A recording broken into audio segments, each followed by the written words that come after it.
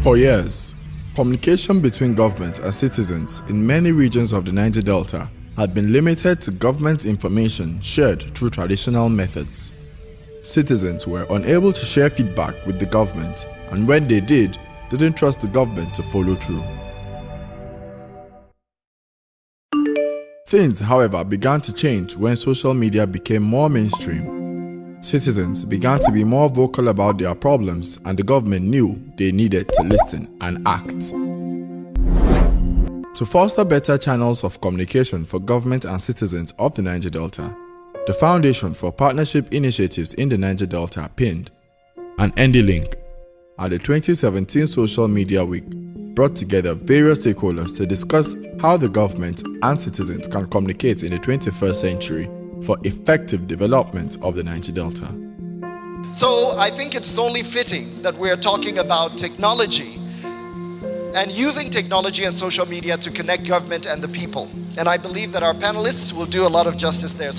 Today's theme was pretty interesting at the Social Media Week about communicating in the 21st century and using technology to bridge the gap between citizens and government. Where communication has been one way, radio, TV, newspapers, and not much channel where there can be feedback. Of course, these days when you talk about technology and being able to engage with stakeholders, the first thing that comes to mind is social media.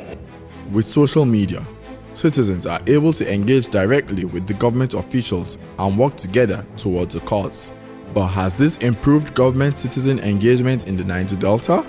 The government-citizen engagement in the Niger Delta is slightly worse than you would find in other parts of the country.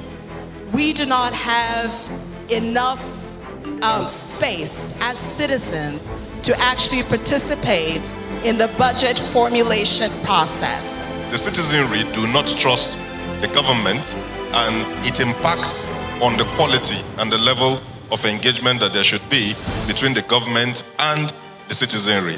So I think it's a question of how do we incorporate citizens, not only in implementation of projects and ownership, so we ensure projects last, but also, as Sam was saying, how do we engage them every day in terms of feedback, discussions, and the incentives they have to give government their discussions in the first place.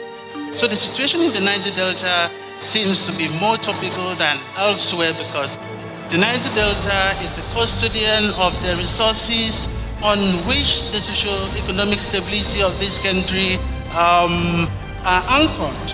And because developing the Niger Delta is hinged on how well government and citizens engage and communicate, there's need to be synergy between all parties. There has to be deliberate attempt to the people, to get them to understand that, look, the power is in their hands.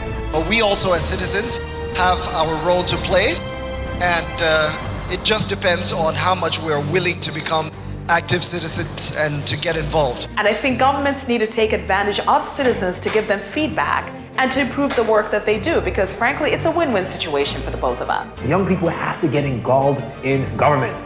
I think it would be great if the region together had a holistic strategy for innovation and be able to look at the conditions that are necessary to promote innovation hubs. And engage with the government by creating an avenue for government and citizens of the Niger Delta to interact and bounce ideas off each other. If you look at social media, if you look at participation of youth in Niger Delta, they have come to us as a group of people that are always angry. Open budget is a global concept, and openness is openness. There's nothing like defining what you mean by openness and, mischief makers. There will always be mischief makers anywhere.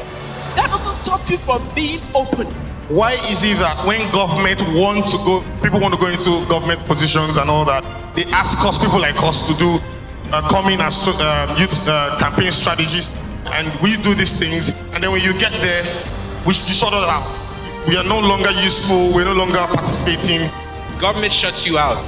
Let's not lie. That's the issue why we have people who are armed, young people, during the elections, and then after the elections, they go and militancy results. The reason I'm here right now is because I want to connect to people like you. How can NDDC move from being a contract awarding agency to citizens seeing you as a development agency? We want to ensure that we return NDDC to its core mandate function. The core mandate function of the NDDC had to do with development of policies and programs for integrated development of the region. Number 2 was to carry out baseline surveys and ultimately master plan for development of the region. And I bet you, we are already set to do things differently. The Foundation for Partnership Initiatives in the Niger Delta, PIND, and NDLink promotes analysis of government-citizen interaction and advocates for improved communication for development of the Niger Delta region.